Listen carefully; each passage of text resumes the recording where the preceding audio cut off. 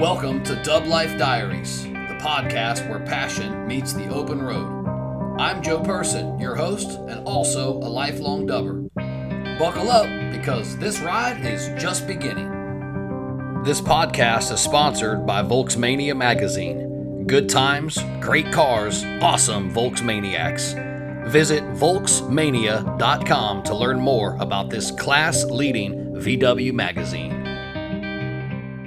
Welcome back to Dub Life Diaries. Now, picture buying your dream 1958 Volkswagen Beetle.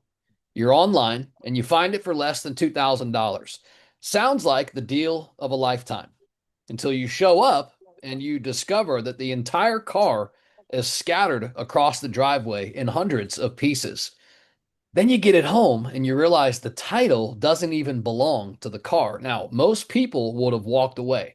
Not Tony Hall, he didn't.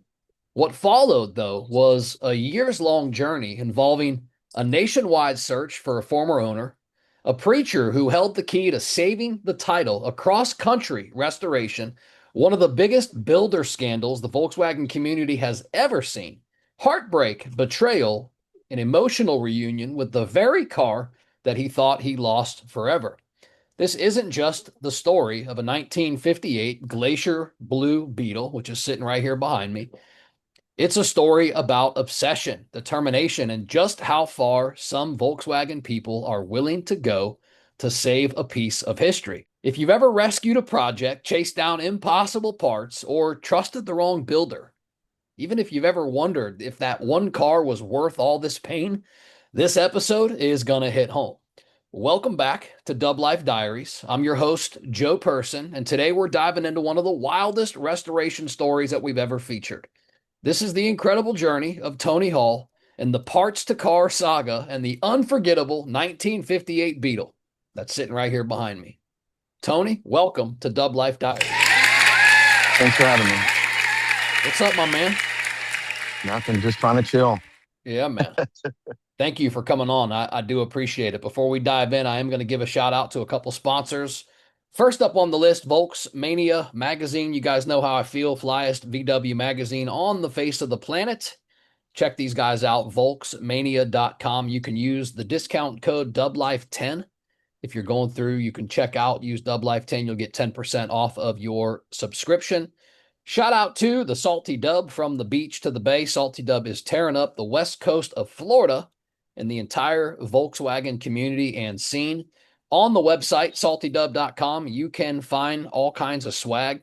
We've got those vent clip window holders that hold your window open. I'll put pictures up on them here so you can see they're on the website. Again, you can use DubLife10 at checkout, get 10% off all swag. Also, stay tuned and stay locked. Salty Dub is putting out all the events.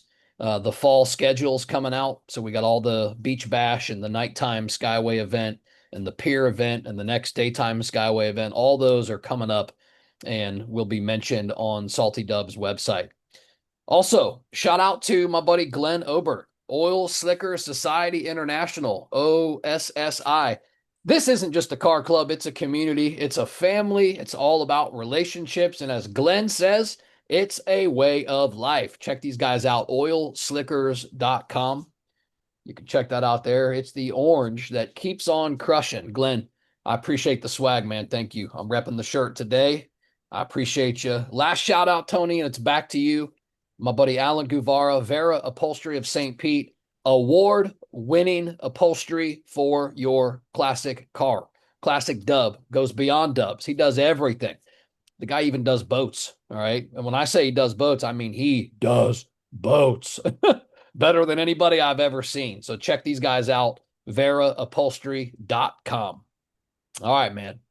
All done with shout-outs, my friend. It's back to you now. Back to you. Yes, sir. All right, let's do it. Now, take us back to the night that you bought this Beetle behind me on eBay. What made you hit that buy it now button? Well, I was cruising out to Saddlebrook, New Jersey. I run from Harrisburg, PA to Saddlebrook in my UPS truck. And I got into the building, and at some point during the ride, I saw it online on eBay, whether I would stop for a couple of minutes or I saw it. And this is probably middle of the night. And it intrigued me because at that point I hadn't built a car.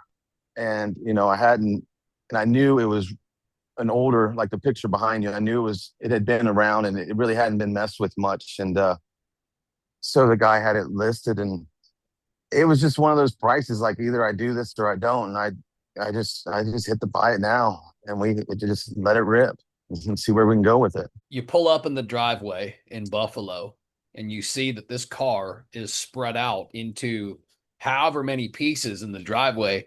What was your first thought? Well, my first thought was I had a 58 at the time, a black one, and this was a little bit special because it's a 1 year only color. But my first thought was the price I got it at, the parts. I was still okay because I think I picked it up for talking back and forth with him, to go back a little bit back and forth with him. I had figured out that he didn't have a title for the car, and we had gone back and forth. I believe I hit the buy it now was 2,200, and I had to inform him that he didn't have the title, and we went back and forth and basically agreed to $1,800. And I figured at that point, Wow. this is like 19 or 20, that the parts alone, it had the original radio, it had the original seats, it had everything was there. It had just been put away inside, and I wasn't expecting it to be out there like a yard sale when I showed up, but it was definitely spread out. But I figured I wasn't buried too bad. When you see all this, you say it's worth it, but curious, did you ever, even for 1 second, did you consider, hey man, I'm out, I'm gonna walk away? Nah, no, I didn't quite know how I was going to get it all done. I mean, I didn't have a place for the car. I barely had a place for my other 58 in an off-site storage. I really didn't even have a place for the car. And when we picked it up, it filled up the trailer in the back of an Avalanche. And one guy I took two buddies with me, Jeremy and Colt, and Colt was squeezed in the back with parts all around him. And the trip up was great. And the trip up to Buffalo, which was 10 hours, was great, or whatever it is. But I tell you what, wasn't when the adrenaline's gone and you're dragging it home, it's like, man, we were whooped loading that thing up. How long did it take So you guys to load everything up? Three dudes. it took a good couple hours to try to. I mean, it was still a roller, so we were able to push it up and load a bunch of stuff in the car. So, but we had to come up with a pretty good plan. And I don't remember. We probably had a few moving blankets to cover some stuff up, but it took a few hours to get that thing loaded. I know we were. I think when we left, it was dark. Now, you had mentioned now that you had already discovered that there was an issue with the title, right? So you utilized that for negotiations. So I guess what was the next discovery then? Did you realize now that whatever the VIN number was that he had advertised, was that not what matched the title? Like what was I remember you saying there was another big issue in the paperwork or another big dilemma. What was the next big dilemma? Well, the problem after talking to him and he started sending me more and more pictures, more than what was on the eBay posting, it was very apparent that it was a typographical error. I think the last three of the VIN were 333, and this was literally 666, whatever Okay, in line. So it was either an up or down. It was very typographical error. got it. At the time, Maine had. I was just figuring, heck, Maine gives out titles. I really hadn't got into all that, but Maine was a bring a, you know, pay for kind of thing, and you stated the value, and Maine was where I was told would be the best path to go. And so I kind of put that in my back pocket and said, we're going to get these parts and see what we can do with this thing. On issuing titles, how difficult is it to correct issues with titles for you? At the time, Not I necessarily had for looked. you, I guess, but in your state, I guess, more or less. Well, there was Pennsylvania. There was really nothing I could do. I tried to there because what we were going to end up doing. I guess Maine would have ended up being a. He wrote me a bill of sale, and I was Okay. going to go with no title bill of sale to Maine, which now there's a few states now that do it also, but at that time, Maine wasn't as cheap as it used to be. Maine had caught on, and they were assessing their own values for the car. So I think a title for that $1,800 car would have cost me $800,000. It was pushing close to 50%. And I'm Wow. like, man, I was like, I have, it was really one of those things. Do I really want to go this route? Because I don't know. I didn't really know what was going to happen with the car. It was not good enough to just be put back together. But so I really didn't know the path. And that, like I said, at 50% of the cost was just not looking like where I wanted to go with it. So I kind of had to get it home and push it in storage and figure that part out, keep working on that. The only thing I can relate to that, Florida's pretty tough with titles. They are a title, theory state, meaning they issue titles. Mm-hmm. But I recently had a conversation with a guy up in Connecticut, and I was going to get a bay window bus from him, and he didn't have a title. And he originally had told me, he's like, "No, I don't have the title." But upon doing some research, I had discovered that, well, Connecticut doesn't issue titles on classic Right. cars or cars that are over 20 years old. So I'm like, well, that's Yeah. strange. So, right. I'm like, that's awkward. So what do you do? Right. So I do some research and I find out if the car is registered in Connecticut and the seller can prove that it's currently a valid registration, you take that registration down to the DMV in Florida and they would treat that as it's a title. And then Right. they would issue you a title based on that. So, bro, that was nothing. I'm like, is it registered? Yes. I'm like, send me a picture of the registration. Boom, I got that. I'm like, play ball. That's the same thing as a Right. right. So it I actually think changed I, the way I saw things, right? Because a lot of times you see these cars for sale all over the country, and there are some states that are not title states. right. So it changed the way I looked at things, as far as whether or not somebody has a title to offer with some of these classic cars. Because, well, if it's a state like Connecticut, all you need is a valid registration, and you can get your own Right. title, down here. So anyway, And through the years, I think I had somebody that lived in Georgia that was the same deal. They were a bill of sale, and then I right. reached out to their DMV. Well, they have an inspector on site, so you have to be there with the car. So that turned into something different. Oh And goodness. there's just so many avenues. I mean, this thing behind me, this thing has a uh what do you sorry. It has a lean on it. Or what do you call it? It had an engine fire. What do you call that? I'll start over, but what do we call that? So did somebody owe money on it, like a mechanic's lien? No, it's it just refurbished title. Is that Oh, what it okay, is? yeah, a rebuilt title. Rebuilt title. There it is. Yeah, yeah, So yeah. this car behind me has a rebuilt title out of Charleston. Okay. So I bring it up here and I go through and get this thing done. I have to get a special inspection to get it off rebuilt before I can title it in PA, which is $300. And they want to keep this thing for 2 weeks and drive it and figure it out. This is a no shock 4-inch beam in the front. And I mean, I have no idea who's going to be driving this little race car and what they think is a good bug and what's not. Right, So true. there's so many things going on now but I mean, as I've gotten older and wiser, I mean, basically sometimes I say, well, it's insured. We're going down the road. Or, you know, this is a new title and a VIN plate, and I'm out down the road welding a new VIN. So Not that back to this that's 58 before we move past it. absolutely. Still trying to solve all of these issues. I think next step in your story was tracking down the original owner, right? Yeah, I have a lot of windshield time cruising around in the truck. So I, I finally, it just hit me one night. I had the title, from the previous owner and the bill of sales when it changed hands to this guy I bought it from. And he had a very distinct name. It just clicked, light bulb went off one night. I can find this guy. And so I started that avenue of trying to find this guy. So it was a simple, it started out as a Google search, which kind of put me onto Facebook.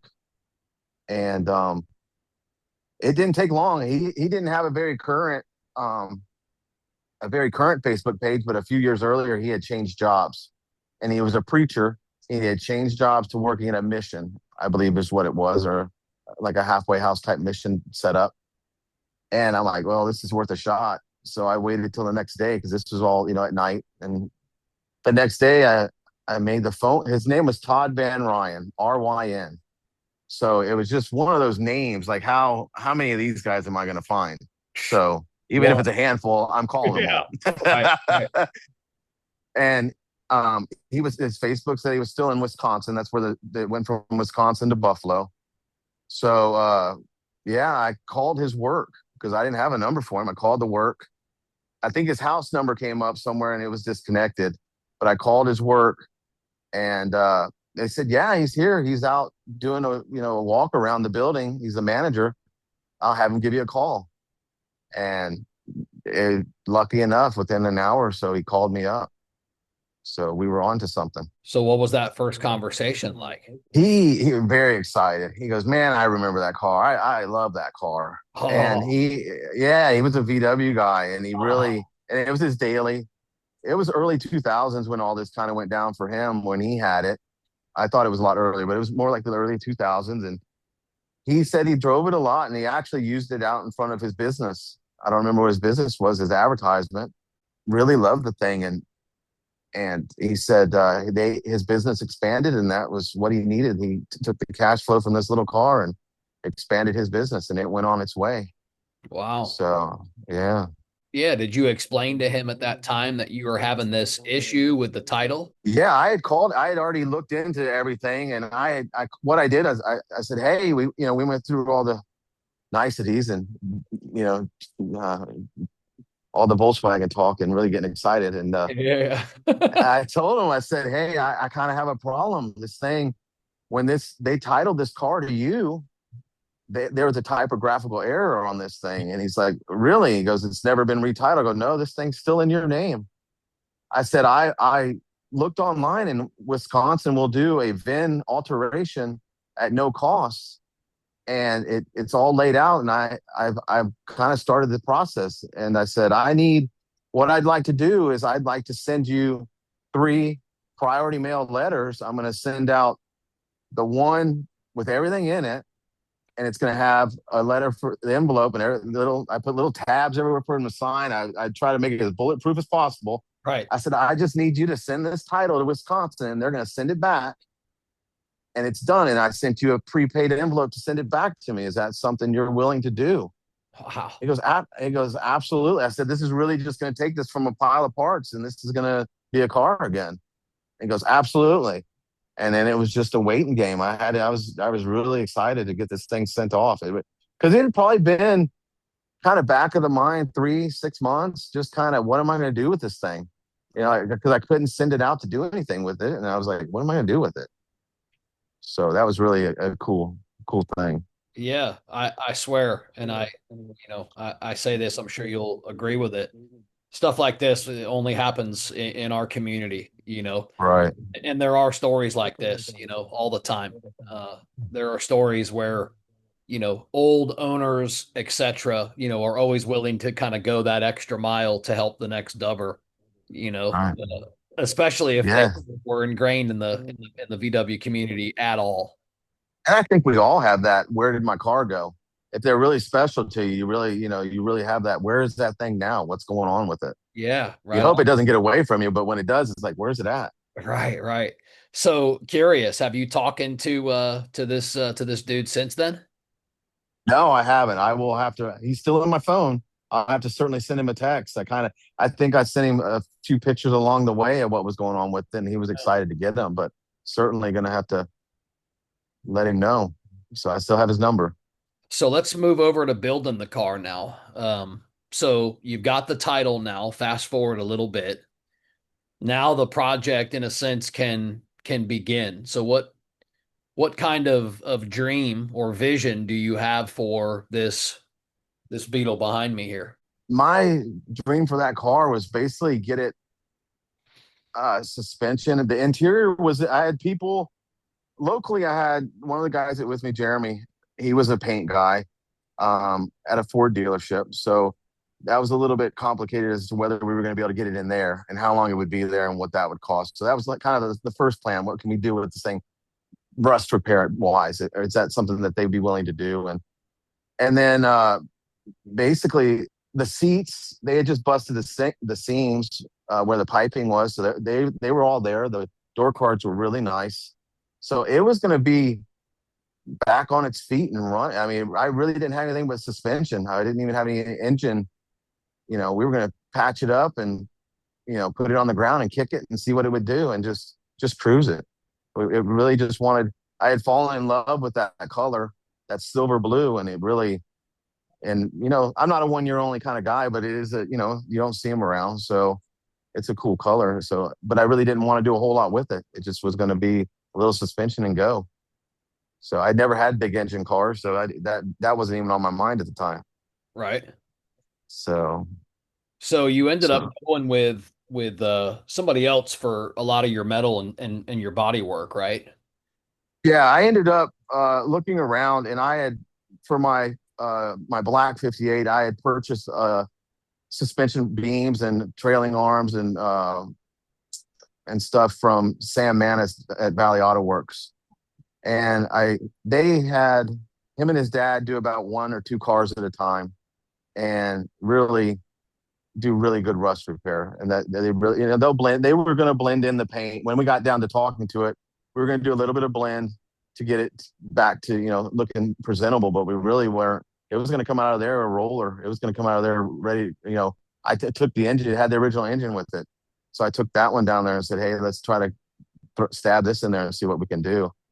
I mean, even when it went down there, I think he was going to do the suspension because he was going to have the body off and Right. do all the rust repair. Wow, dude. So yeah, so we made the run. It's about a 4 or 5 hour drive down there, and really really good people and does good work and How long was it along the there? way.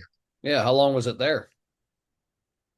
Oh, it was there probably 3 or 4 months, and maybe that long. And he really keeps you updated as much as he can, and which goes a long way because when dealing with builders, it's hard when you don't know what's going on. And he really, you know, there's a file on even on his website now that has this car and all the different steps that it went through, and it's really neat to go back and look at what him and his dad did to. And he does it all the time. He doesn't think much of it, but I don't do that kind of work. So I'm like, man, it's nice to see it moving along. So it was there for a while before I started getting an itch to do something else. I was just talking to another set of folks I had on the podcast just a couple weeks ago, and we were talking about, you know, status updates and pictures and stuff when somebody's car is at your shop and you're doing things, etc. And I was saying from a customer's perspective, I've always kind of liked that feeling of being on the receiving end when you receive pictures of progress, right? Because Right. regardless of who you are, how much money you're spending, it's a thought. If you, like you said a minute ago, if you fall in love with the car and it's now gone and you're used to being able to look out in your driveway every day and visualize things and dream or in your garage or whatever, and now it's gone, right? So there's a void, and that Right. void kind of gets filled with when these shops end up sending you progress pictures. So it was cool to hear you say that. But yeah, man. Yeah, he does. Yeah, I was going to correct that. Not trailing arms. He does spring plates.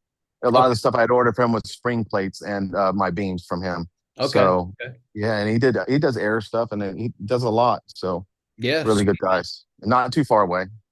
So then you were saying that it before it took you just a little while before you started thinking about your next project. So what was your next project that you started thinking about? So if the VW world remembers, um, JB Bugs hit the VW world in 1920, probably middle of 2019 into 2020, and it was a frenzy. I mean, he was buying and flipping and moving and growing as a business. What he was putting out there, he just had this whole thing going. And I really wasn't. I mean, just like when we were kids, I can't sit down and look at the classifieds on Sunday, but I'm always on Marketplace looking for the next thing to do. You A- know, Amen. Me and too. when he's throwing that stuff and he's just throwing it out there and throwing it out there, it's just like, man, he really had something going on for a little bit, or so everybody thought, and he was buying up everything. So uh, at one point, he ended up with a '59 rag top, Oh, and nice. this thing when he first got it, it basically looked like a Harlequin. I mean, it had different color panels all over the thing, and it was, he was just getting into it, so he was just getting it going. And funny story, it actually came out of PA, and I think he's in Indiana, so he had bought it up in his ventures. He had bought it from PA, and it ended up over there. And I ended up meeting the guy who sold it to him. So I mean, he was Wow. just buying Small world. everything. Always, Yeah. always a small world in the dub community. Oh yeah. Yeah. So this thing, I watched the progress on this car, and my dream was to have a rag top at some point.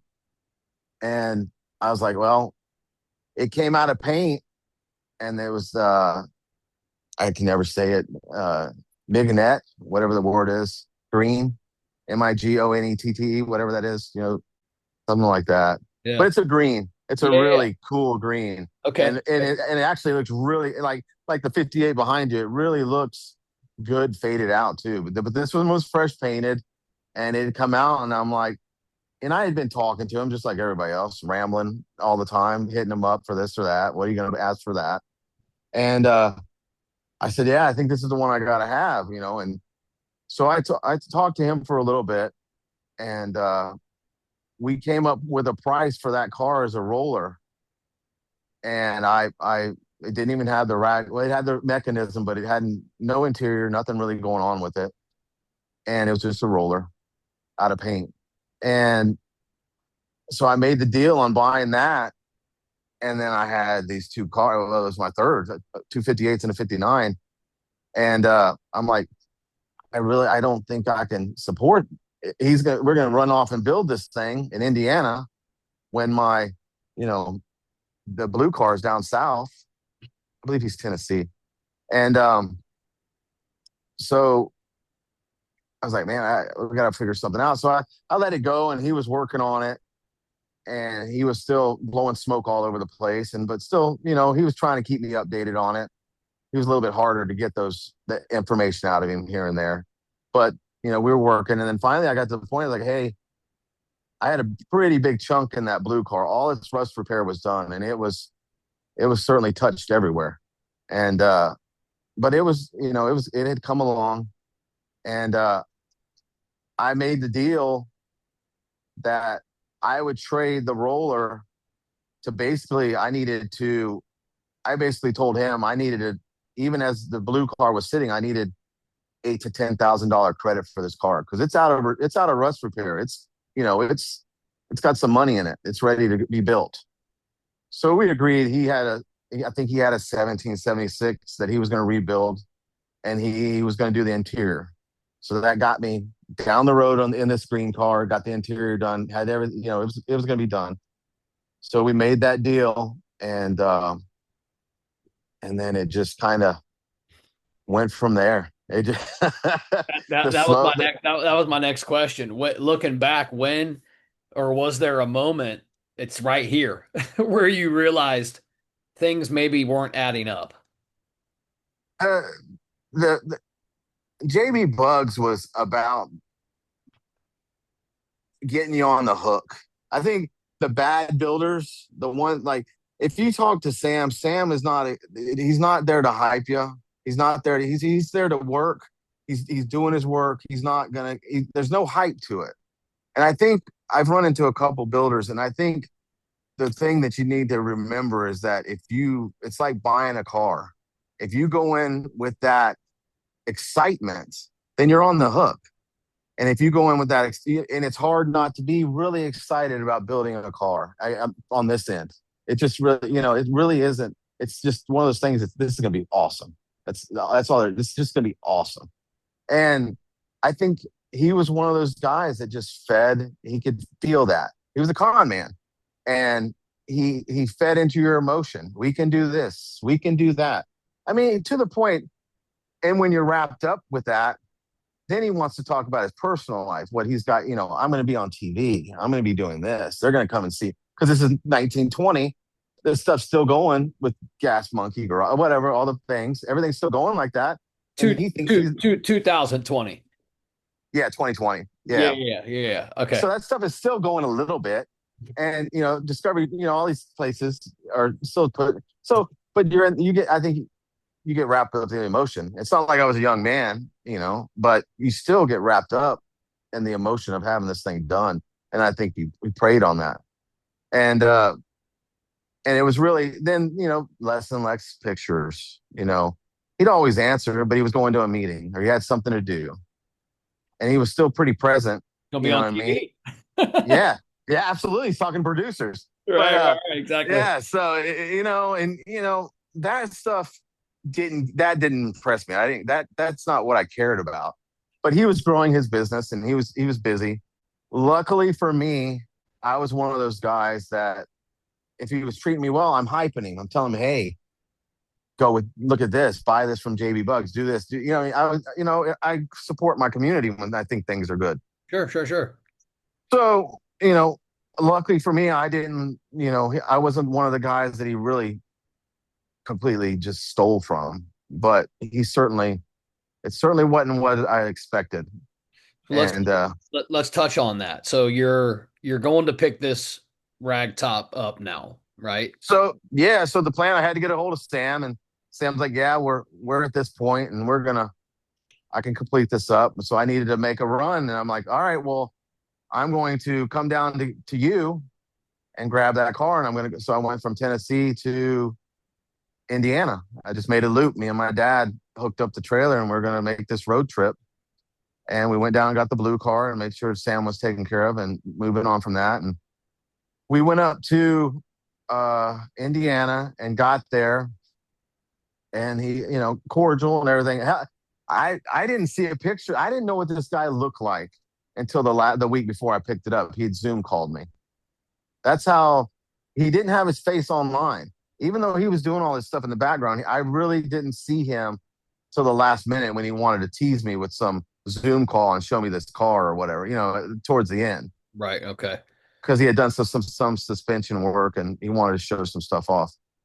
So we got there and the car was complete and it was sitting pretty. The paint, he did some things happen at the end where the interior never got done. It wasn't running very well. It was running okay. Later found out that the carb was backwards and hooked up backwards, and there was no way that it was going to get the right throw for it to run right. Now this The was after that, just so myself and all the listeners are going to be able to put this together. This is after your Glacier Blue 58 had already gone back to him. You'd already traded that thing back away, right? For no, this additional work. no, no. When so to finalize the deal, I took him the Glacier Blue Okay. and gave him it the day I picked up the green one. Okay. So Okay. we made the swap at that point. So I dropped one off the trailer and was picking another one up.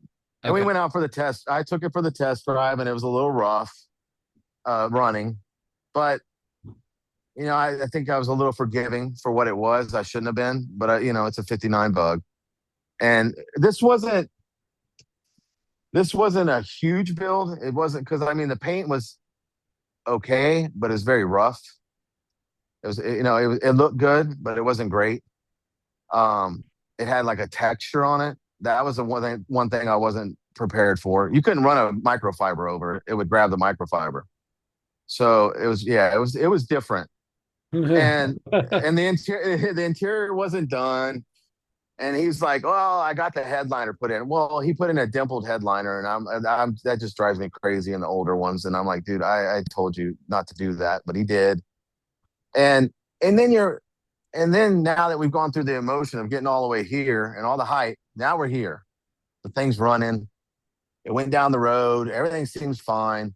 It's not exactly what I want, but I can wrench a little. I can do some stuff. I'll make it mine. We got it loaded up, and he still he threw some parts at me and threw some wheels at me, and kind of got me, ushered me out the door and kind of made me happy, try to get me out the way. Right. And his whole scheme hadn't fallen apart. Like I said, I was one of his customers. I wasn't one of his true scam artists, but I was Right. one of his customers that kind of kept the dream alive for him so he could do something else on the side. He could work his other bullshit. Right. So, So right here, along your timeline, then this is probably when you started to realize other people are actually having similar experiences as you. right. How did you Well, discover that? what happened was is I got it home, and the next shoot, I forgot this. The next day, the uh the trunk lid latched, and I couldn't get it open, and we had to drill the thing open, which was a mess. So that was bad.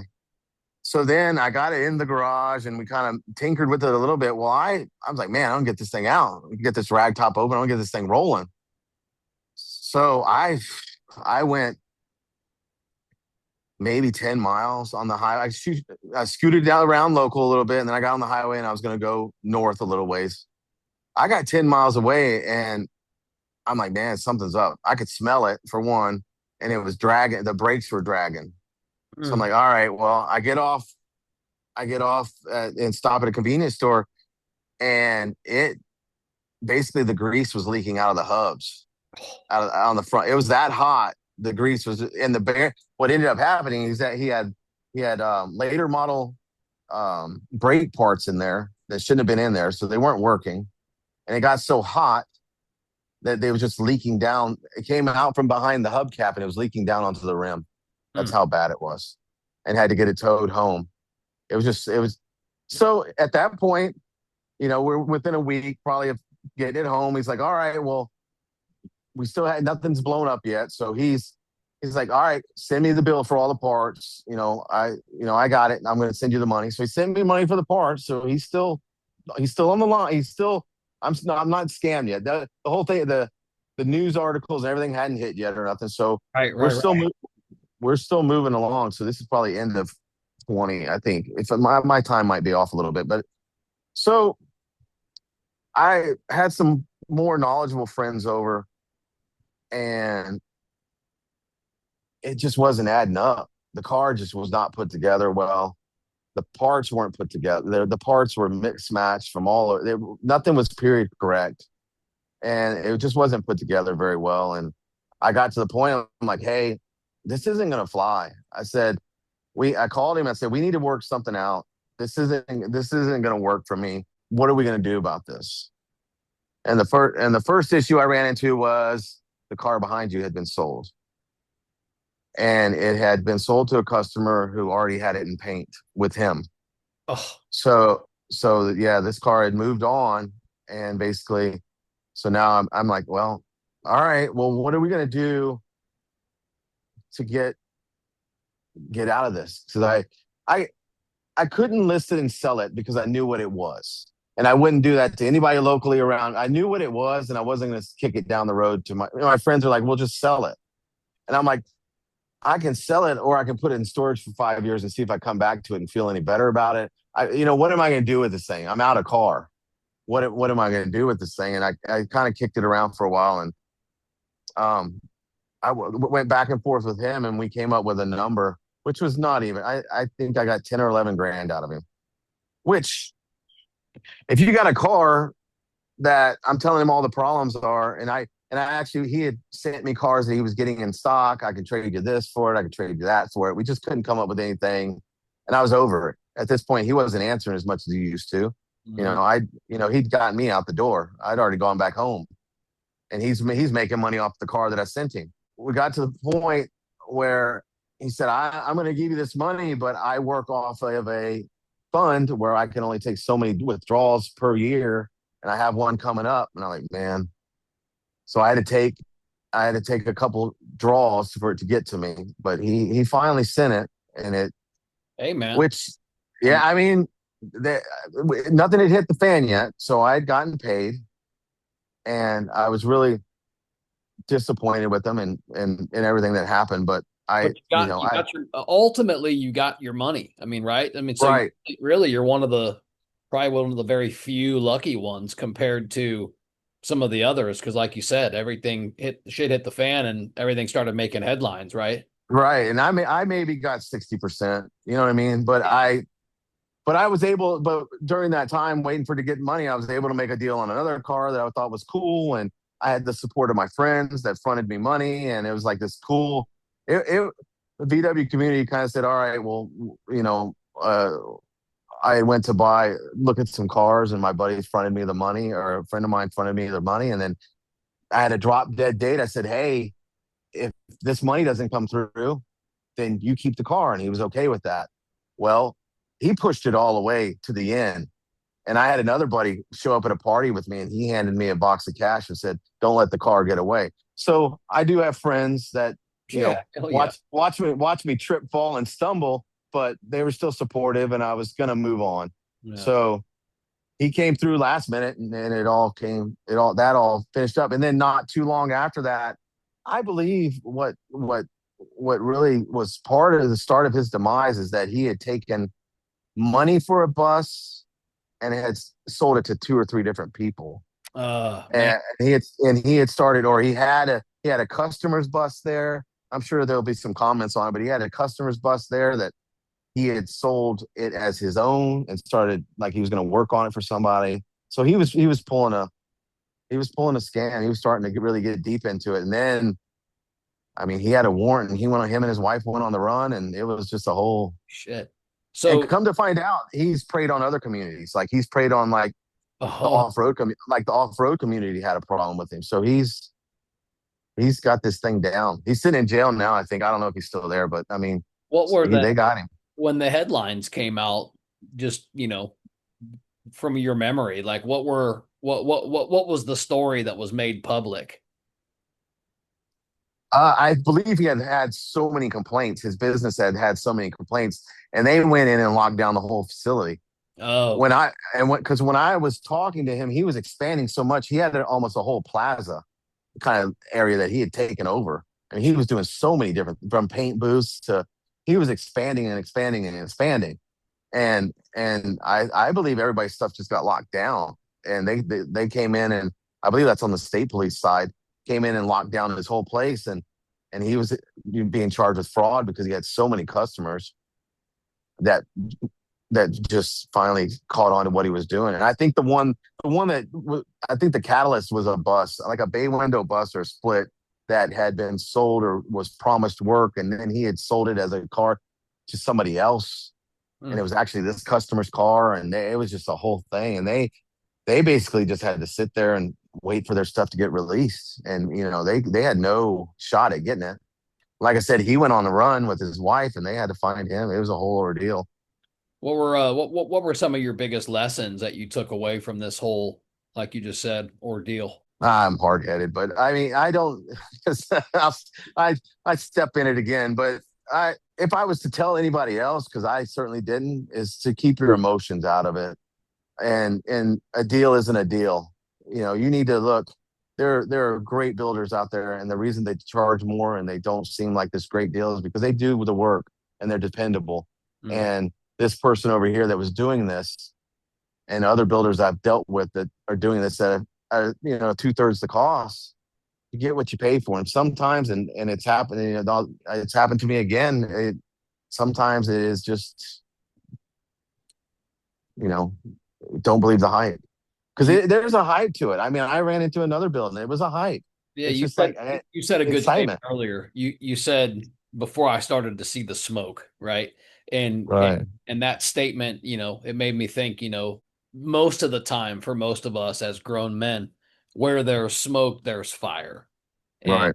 you know what I mean? So I feel that, man. I feel that. So did But it these are our hopes, our hobbies, and our dreams. These are our right? these, and we So work hard for the money. did it change anything for you about how you approach maybe restorations today, or are you are you maybe doing more due diligence on the back end, on the front end, on any end? I mean, did it change anything for you? Well, unfortunately, it's a different story. I went through this again. I ended up in court having with a builder and had to take him to court. So I guess I don't. Like I said, I'm a hard head. Dude. But and I had to get a settlement. And You know what I've learned is that cars can have a little rust, and cars can, and you don't have to be. I don't, and plus I'm older, not much older, but I'm older, and I don't have the energy to go. It takes a lot of energy and patience to go through it. Patience is the and, hardest thing, and money. and money, It takes a lot of money, and bro. it takes a lot of money. Yeah, but I the patience is harder for me. I can allot a little bit of money to go to a builder, but I never have. I don't sit on a pile of money. I make money. I don't have money. So, if I could send this builder a little bit of money here and there, and that I can do. Right, right, But right. the patience and the non-communication, that's kind of when you know you're in trouble. If they're just asking you for money and they're not really, that's the only time they talk to you, or you know what I mean? Some of those, that scenarios like that really, that's the stuff that hurts. But Yeah. I've gotten to the point. I've had a few different kind of cars. This car behind me right now, it has a little rust on the bottom. It has a little stuff, but it's not going to fall apart while I'm alive. So I'm gonna put it down the road. Yeah. If my feet aren't going to go through the bottom, I'm going to drive it. Yeah. And so I'm past the restoration. Let's do that then. Let's move past the restoration talk. Let's talk about finding this beetle again because that's part of your story as well. How did you eventually end up finding this beetle behind me, the Glacier Blue Beetle that you eventually traded away? Well, when the shit hit the fan, the you can imagine everybody online was talking, and there was a lot of talk. And at some point, I believe I put up a post. Hey, this was my car. Anybody know what happened to it? It was supposed to be built. Here it is sitting at the shop where it was. And a gentleman, Mike Devane, he ended up being in Delaware. He's 3 hours from me, 2 hours from me. He said, "Yeah, I had that car. I had it. I in the post. I'm like, hey, I think it was painted. I was told it was painted. It's not blue anymore. But do we know what's going on with it?" And he hit me up, and I'm like, yeah, and by the time How, how long at was this? How much time has passed now, just for everybody to connect with this? within 6 or 8 months, I believe, because he was pretty well along. That car was almost done. So he had the interior done. The paint was done, and he was just doing last little touch up stuff on it. He'd Oh, gotten so it paint. Yeah, he'd gotten it painted with JB, and then that's really all the contract he did with him. He had it painted, and then he sent it to him, and he built it at his house. okay. So at that point, actually, when I came along, he was looking for a builder for his engine, and there's a local guy that I put him on to that actually built the engine for the blue car. So by the time I gotten down there, so it was within the year, but I had gotten down there, like I said, it's 2 hour drive, and yeah, there it was. Yeah, what It was was different. Yeah, I was gonna say what was it like seeing it after all this work now is completed? It was very new.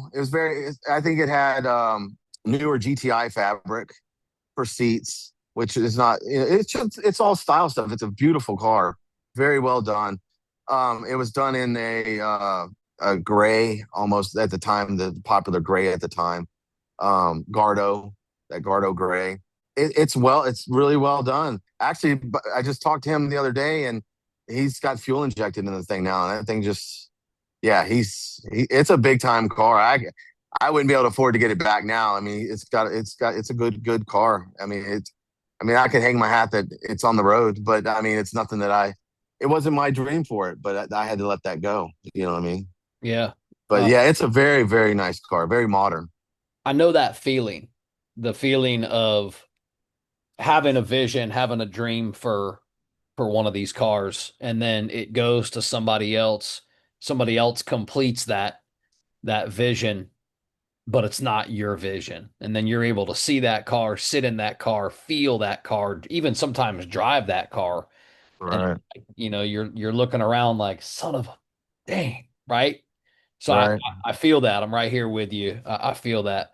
Do you think that with these cars, because well, they are unique and we don't hang on to all of them, do you think most classic Volkswagens live several lives? Oh, absolutely. Yeah, I mean, me and too. you can go back. I mean, the first Volkswagen that I know of. I mean, I remember my dad had a 66 tan, and I was 8, 9 years old. And my dad's a big dude. I remember him pulling the shifter out of that thing, trying to get it in gear, and he pulled that thing out and handed it to my mom and started cussing about this Volkswagen. I mean, that was, you're talking about 1984, 83. That was a family car. That was a 20-year-old family car. And I'm sure today, if it's still around, it's probably looking like the one behind me. They just go through all, all the different. I don't know if they're much of family cars anymore, but when you go back to their, you know what I mean? When you go now, they're toys, Right. but when you go back, they lived a heck of a life before we picked them up out of a yard and threw them inside like they'd never seen rain before. They've gone through some stuff. We tuck them away and throw tarps on them the minute we get them, like they've never seen anything. But they certainly have lives and seen a lot. What is it you think about these early Beetles that keep pulling you back? I mean, one behind me is a 58, one behind you is also a 58, right? This is 64 Sunroof 64. Okay, my bad, my bad, my bad. No problem. Um, because I keep noticing that we kept talking about, that 58, 59, only a 2 year model, right? And then this one Glacier Blue is only a 1 year model. So, All right. so pretty cool. But yeah, man. This is the end of the generation. My first car was a 69. When I was 15 years old, I picked up a 59, 69, and I drove that through my into my high in 1992. I got that and drove it my sophomore year in school and junior year in high 96. school. 96 was my first. I got a 72 standard Beetle right down here, Nice. mall parking lot. I bought it. I bought it from a little old lady. It was my favorite car, man. I think Uh, about that car all the time. I don't even have pictures of that first one, which is weird, but yeah. You do or don't? I don't. Okay, That's one of the I only do. cars that I really can't put a point on it. You know what I mean? I can't. I will never Yeah, be able to find that one. I got pictures I of. I still have one of the registrations from back in the day. Oh wow. See, Yeah. I know that was the roughest riding car I ever had though. I mean, I hit a prairie dog out in the desert and that thing would almost jump off the road. That thing was not lowered right. I tell you that right now. That thing was but for me at 15, heck, in Arizona, I throw the Shit, flaps out and just hit it. that's It a had hot velour rod. interior. It At had a velour 15, dude, interior. that's It a had hot six rod. Yeah. Yeah, six little 1641, and it had velour interior, which I thought was the coolest thing in the world. Whatever, and we just get out and run the heck out of the thing, have fun, and so that's just like your first car. It's going to be there. I don't think. I mean, I don't know if I have a 61, which puts it in the same category as a 58, 59, but I have a 61 rag top that I finally got a rag top, and but so that's a dream car. And when we get it done, we'll see what happens. When I get it done, we'll see what happens. But yeah, I need to have one around, I guess. There'll always be one. I have other dreams, but there'll always be one sitting around somewhere. Sure. How many projects actually do you currently own right now? Well, this one's done. This one basically, I had this one out today. I'm getting better. I'm starting to trust this one more. It left me on the side of the road a couple of times. So it's going through it. It's going through its growing pains. But I'll Right. say today, I shot down the road and jumped on the highway, and I was doing 70 in this little thing. Nice, And man. this one's I haven't had one this slow in a while, and so this one's a little darty on me. So I'm trying to get used to that. But I've had them low, but a lot more suspension under them. This one doesn't have any front shocks on. It's just on its torsion, so it feels a little darty. Yeah. So it's 70 miles an hour. It's not very forgiving on a you kind of little zig and zag. A Yeah, little just it'll make swirly. you Yeah. make you pucker a little bit. But Yeah. so I'm Thing of- so I'm sorry. So I'm starting to trust this one. So this one's done, and I have the 61 rag is a Dub blue, and it's going to have all silver guts. And so it needs interior done and go through the engine and some brake work. This one was basically a shell. So I've done everything on this one. Um, and this one's been the most fun because I tell you what, my grandson could come over tomorrow and throw a Matchbox car at it. And it just, you know what I mean? I really, this one, you can't hurt this one. And I think that's the funnest part of it is Fun. that Yeah, fun. I've had nice cars, and I really don't want to have to worry about it around my grand. I really don't want to. be screeching at a grandkid over a So, car. so just the two? Just the two right now. Yeah, right now. Okay. Yeah. So we'll see Um, what happens. yeah. Sounds like this one behind you might mean more to you though than the 61.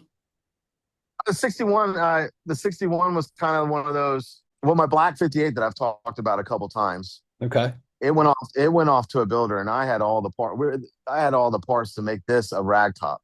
At the time when I started the build on my 58, I'm like, it's cheaper for me to build. This was Mhm. 2 or 3 years ago when the market was high. With this builder, it was cheaper for me to build a rag top and everything I wanted. I thought because I want a rag top, and this is my car. This is my baby. It was really a nice car, and he ruined that car, and so it went on its way. And my rebound was, I'm going to go get a rag top. So I went and bought this blue one and done a little bit to it, and we'll get it done, and I'll get it done. And it's not, it's a little bit nicer than this paint wise, but it's not perfect. And so it'll probably be the same as this. It'll be a nice, and maybe my we can justify anything. It might be the one my girlfriend drives, or you know, you pick one up and go, that's my girlfriend's car, and you get done, and she's like, man, this car is too damn low for me to drive. I was like, oh, I guess it's not yours anymore Have you been following the paint work on my wife's Gia? Oh yeah, yeah, I like that a lot. Pretty sick, yeah. That's some cool shit. Yeah, that's And very cool. yeah, my buddy. So it started as an AI idea. I'm a big fan of the color green. It was painted like a forest green, and I ended up having all the rust on the bottom fixed. So it was primered. So it was that nice Yeah, forest green, and then it went into a primer. My wife was like, "This is the ugliest thing I've ever seen. I'm not driving." I'm like, "Yeah, okay." So it kind of started getting put on the back burner. I had a thing. I traded away for a 62 Beetle I've got in my driveway right now. I've got an engine in the garage waiting to go in it, blah blah blah, but it wasn't a priority. And we were just talking over the last couple shows here. She's like, I kind of miss having a car in the show. I'm like, well, I can put some love into your Gia if you want, but what do you want to do? yeah, She's like, let's wrap it. Let's wrap it the brand colors of the real estate. nice. I said, okay, let's do it because it was prepped and ready.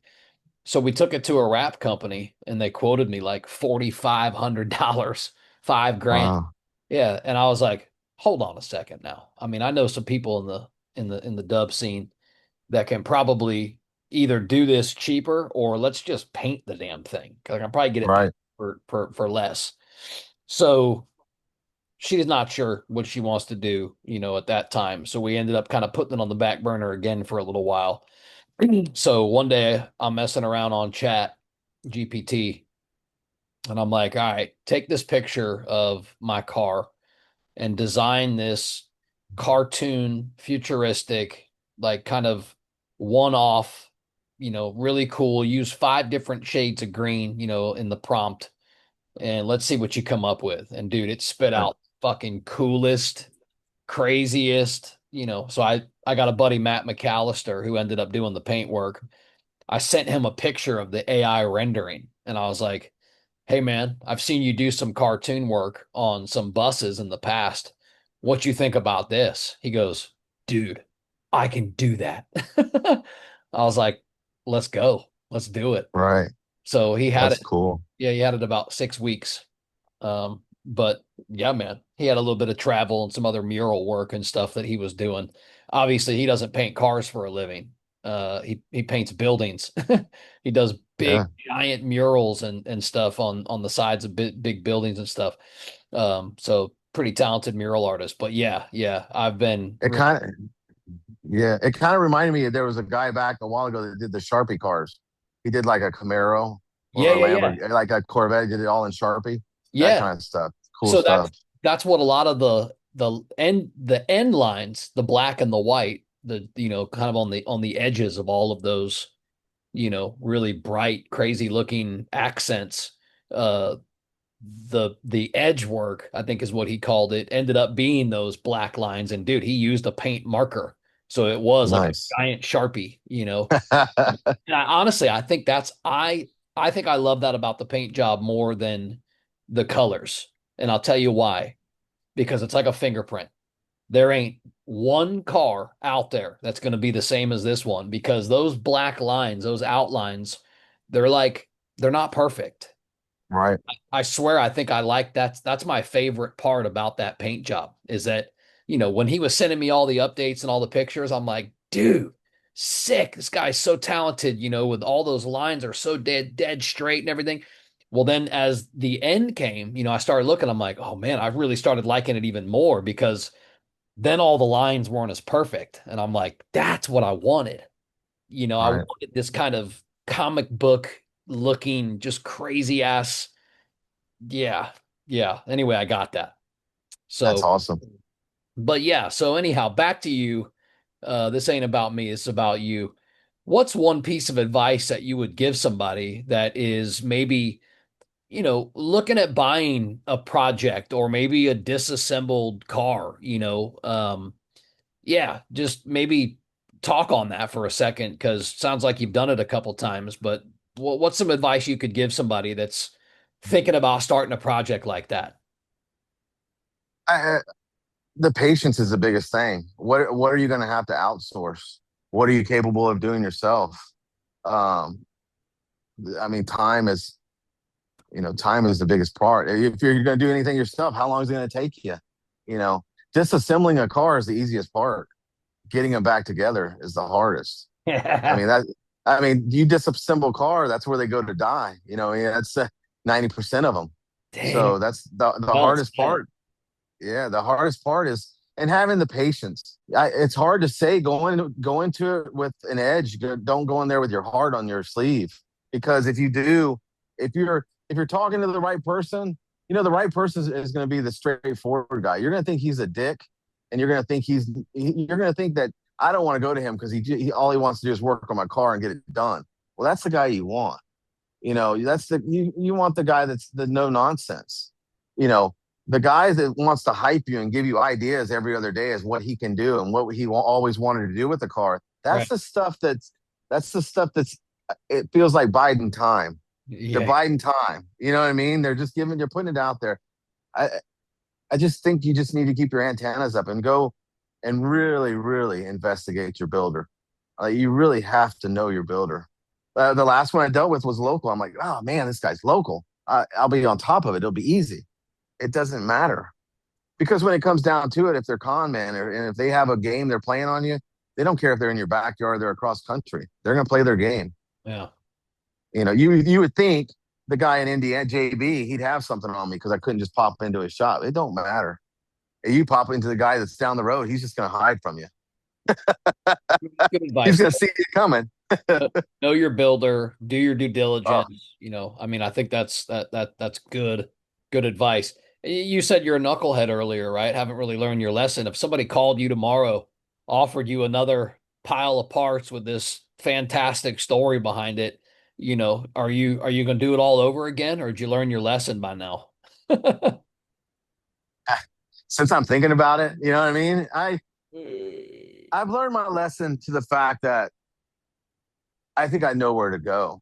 I'd Okay. have to do, I would do it again, but I'd have to be on the page. I'm going to send it out to this builder and it's going to cost me an arm and a leg, but I know this builder's going to get it done. Yeah. And then what do I need him to do to get it back to me? I can do interior. I can do I can rewire it. What do I need to get to him to get the rust repair and the paint done maybe and get it back to me? I didn't have that with the blue car. You know, I didn't have the resources. I didn't have the tools. I didn't have the knowledge. This car back here was the greatest thing because I did 90% of it myself, and that was the bigger thing. Then, but yeah, if that car came back to me again, I'd say I'd have a plan. I'd be able to go forward a little bit better now. But I don't know. Sounds like I feel like I could do it better, but I'm a knucklehead. Like I said, I fall in the same hole. Maybe. So what's next for Tony? What you got cooking? Uh Car wise, there is a car that I think I got my brothers on the hook for a fastback, a late '60s fastback that's been dormant for about 30 years, sitting in a Wow. hole. Wow. It was actually sitting behind the notchback that I had, and I think he know the owner knows, and we've talked about and talked about it, and my brother really wants a Type 3, and I think that's something I can support and we can work on together It's one at of my this point. favorites. One of my personal Yeah, favorites in the whole lineup of classic air cooleds is Type 3 notch. yeah. Yeah. This one's a fasty. It's a Yeah. 67, so it's got all the good stuff. It's the 12 volt, and but it's been sitting. I mean, we'll get it home. We'll go through the engine. Other than that, it's a good car. And uh, I had a square back at one time. I thought my brother really wanted. He hauled off and got a motorcycle. I'm like, well, I guess you don't want this. So it moved down the road. So he's well, figured that, but probably that. And I'm always looking for something. I mean, Yeah, me too, I man. got it. We all I are mean, I have other. part of Oh our yeah. I sickness. mean, yeah. I have an OBS sickness, so I have an OBS sitting outside the garage now that's done. I love those. I'm a '90s kid. If it's '90s, I'm dragging it home. I mean, I was looking at all-wheel drive Safari vans the other day. I was like, I can put that thing on its ass and we can go. Awesome, man. So there's always, like I said, marketplace is bad. It's It's it's a it bad is. place to be. It is. And I'm a marketplace compulsive gambler. Uh I'm on I swear to you, dude, I'm on marketplace. I wish this was a joke, probably 2 to 3 hours a day. Oh, It's absolutely. not at the same time, but like, in the morning, I'll get out of the shower, might be sipping my coffee. I'll scroll Marketplace for a good 15 minutes. I get to the office, sometimes between some of my work, I'm scrolling, I'm looking for stuff. One of my favorite things to find is just posted. Um, Right? oh, I'm gonna find this and get it before anybody else can, right? Um, Yeah. and then you almost feel like at times there's like withdraw, you're missing out. Um, Right.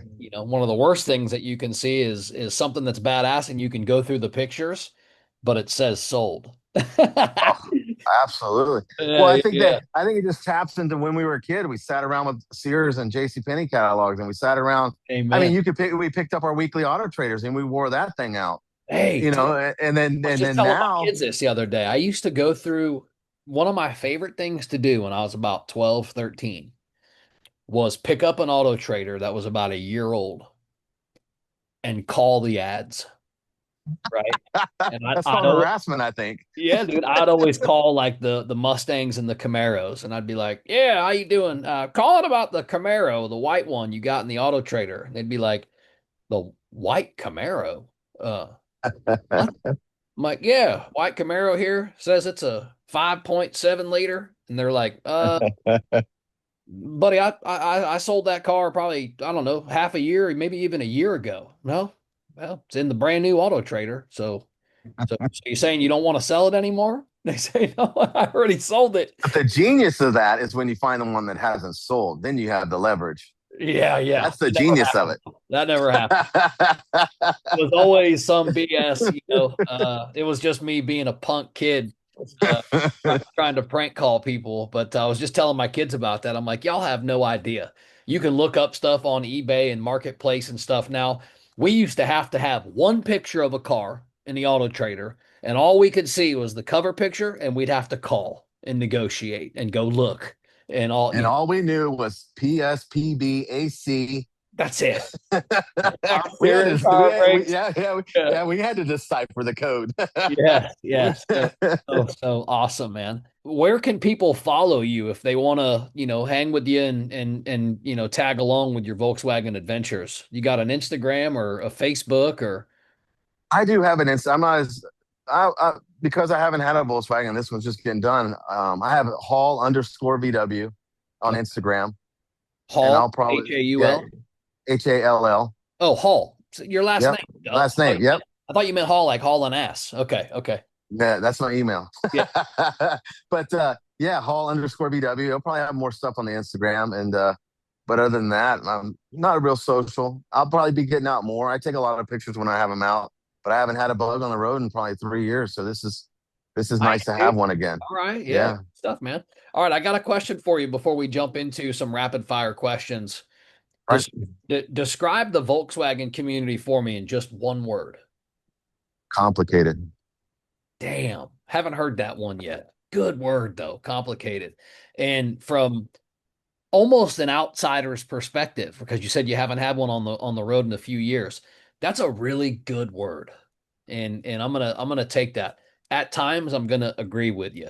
At other times, I'm gonna say it's probably one of the easiest communities. But this ain't my podcast; it's yours, so we're gonna stick with complicated. All right. Rapid fire questions are questions that deserve a fast response. All right.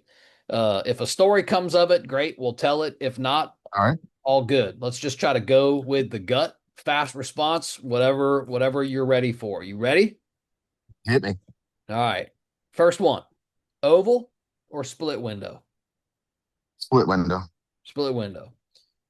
Stock or custom? Custom. Patina or show quality? Patina. Rag top or hard top?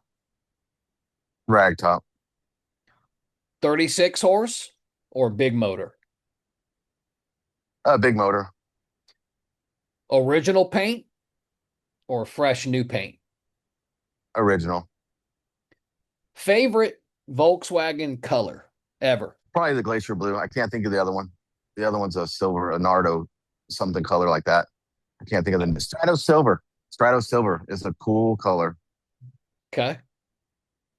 Favorite year Beetle? 58. Cool. Did I tell you I had a 58 myself? Did I tell you? No, I had a 58. no. When I first got back into the scene, right before COVID, I ended up with a 58. It was yellow, like you had described before. This was a car that had been through a fire Oh, and was completely rebuilt. Dude, it was sweet. It was a really nice car. I really liked it a lot. And in the height of COVID, I couldn't believe how much money it was worth. right. So I sold Yeah. it. Yeah, Wow. I literally I couldn't believe it.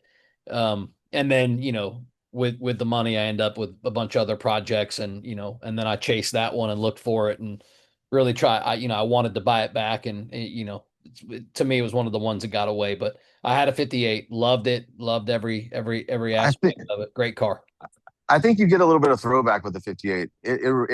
It reminds you of earlier, but it's starting to move towards modern. I think it has a good mix of both. Yeah, I loved it. It was a great car. All right, back to you. Back to you. Favorite road trip you've ever taken in a Volkswagen? In a Volkswagen. When I was in that 69 Bug, my girlfriend moved away to Yuma, and I lived in Casa Grande, which was a couple hours, hour and a half, couple hours from there. And I would go see her. And man, I would peg that little 69. I've gotten home, and actually after coming home, I mean, I used to stick my toe underneath the roller pedal like a cruise control and just peg that thing. And I got within a half a mile of my house at a stop sign, and both the valve covers fell off the thing. It was so hot. Oh my God, bro. It, I mean, I'm 16, 17 years old. I just pushed that little thing. But that's probably the most fun and memorable. Just shooting down I'm going to see my girlfriend, just off and running. Yeah, love it. One Volkswagen you'll never sell. I'd have to get it first. I don't Hey, know.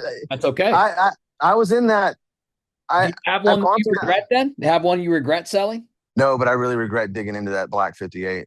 That car had so many lives. That car, if we want to go off on a little bit, that car was bought by a service member when he came back in the 60s. I have pictures of his daughter in front of who's in her 60s now. He bought it when he came back from the service. He sold it, kept his eye on it, and bought it back in his 70s. And I bought it from him when he was in his 80s. That Dude. car did not deserve the end of its life, which it's gone. It's parts. I have parts here and parts there, and the body went down the road as a shell. Oh, That's the car that is a shame. It hurt. That one hurts. And it was a good looking car. Now it was slips. It would have ran another 30 years, like I told you. But when they dug into it, yes, it was very bad. But I let somebody dig into it, and now it's gone. That's the one I regret.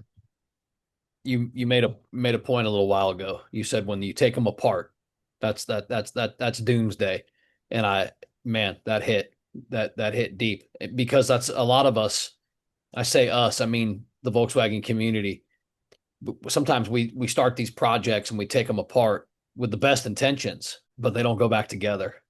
So No, it's God, dog, that hit deep when you said that earlier.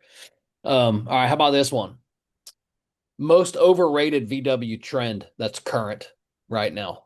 I I don't know one right now. Actually, I don't have any trends that. I mean, I've been through all of them, but I don't know. You know what I mean? I've had a single wheel trailer. I have a swamp cooler. I have, you know, what I mean, I've been through all the little Yeah. widgets and gadgets that come through, but right now I haven't. I don't know what's going on really right now. I don't know. Okay. I haven't been to a show in a few years. Most underrated Volkswagen model. Underrated? Underrated. I think uh Type threes are underrated. All the Type threes. I think people really love them.